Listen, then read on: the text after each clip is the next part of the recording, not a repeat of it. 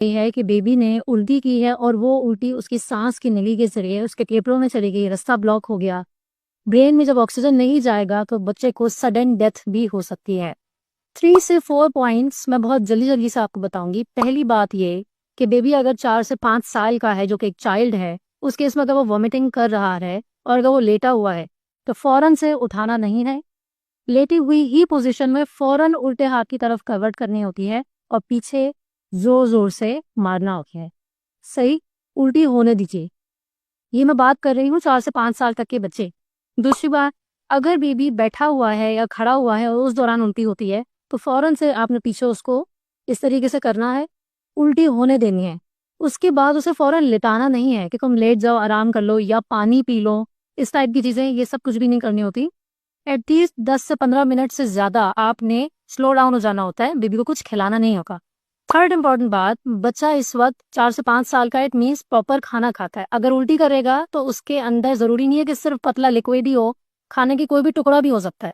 उस तरीके का टुकड़ा अगर सांस की नली में चला जाता है तो वो आपकी सांस की नली को बहुत ही क्लियरली ब्लॉक कर सकता है। कंप्लीट ब्लॉकेज की सूरत में जब सांस बच्चे को नहीं आएगी और उसके जरिए जब ऑक्सीजन चाहिए होती है हमें, वो हमारे ब्रेन तक नहीं पहुंचेगी। 4 से 5 मिनट का टाइम होता है, मैं 5 मिनट्स भी ज्यादा कह रही हूँ। 3 से 4 मिनट्स का टाइम होता है, इसने आपने उस बच्चे के हलक से वो चीज बाहर आउट करनी है। और ये फर्स्ट एड घर में ही परफॉर्म हो सकता है, आपके पास हॉस्पिटल जाने का टाइम नहीं होता।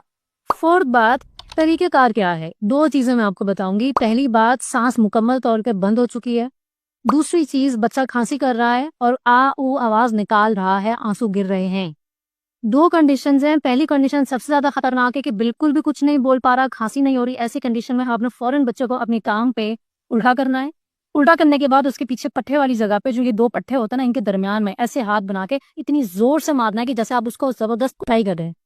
ठीक है, और ऐसे उल्टा ही रखना है। 5 मरतबा मारती रहेंगी। इसके बाद देखेंगे कि निकला कि नहीं निकला। कभी भी मुंह के अंदर उंगली डाल के चेक नहीं करते, बच्चे का मुंह फनल की तरह होता है। एक दफा उंगली डालने से नली में फंस गया, बाहर नहीं आएगा। ठीक है, तो आपने इस तरीके से मारना है। यूं करने से फिर वो एक और मैन्यूवर होता है जिसके अंदर हम बच्चे के यूं करके पेट पे करते हैं, वो फिर दूसरी मेरी चोकिंग की वीडियो, वहां से जाके चेक कर सकते हैं यूट्यूब पे। लेकिन बहरहाल ये काफी करामत रहता है। इसके अलावा दूसरा तरीका है ये वाली डिवाइस, बच्चे के मुंह पे इसको लगाते हैं, ऐसे प्रेस करते हैं, हम जोर से पीछे करते हैं, ये सक्शन होती है, खाने का कोई भी फूड पार्टिकल होगा वो इसको खींच लेगा। ये दोनों मैन्यूवर्स, दोबारा बता रही हूँ, सिर्फ उस वक्त करने हैं जब कंप्लीट ऑब्स्ट्रक्शन हो रही है, सांस नहीं आ रहा, बात नहीं कर रहा, खांसी नहीं हो रही, आ ऊ नहीं कर रहा, मुंह लाल हो चुका है, सिर्फ उस वक्त करना है, इसके अलावा नहीं करना। दूसरी कंडीशन, खांसी आ रही है, अब आपने बच्चे को खांसने देना है। खांसी करता रहेगा तो जिस जगह पे वो चीज फंसी भी हो वहां से निकलेगी, क्योंकि खांसी आती है सांस की नली वाली जगह से है, फूड वाले पाइप से नहीं आती खांसी।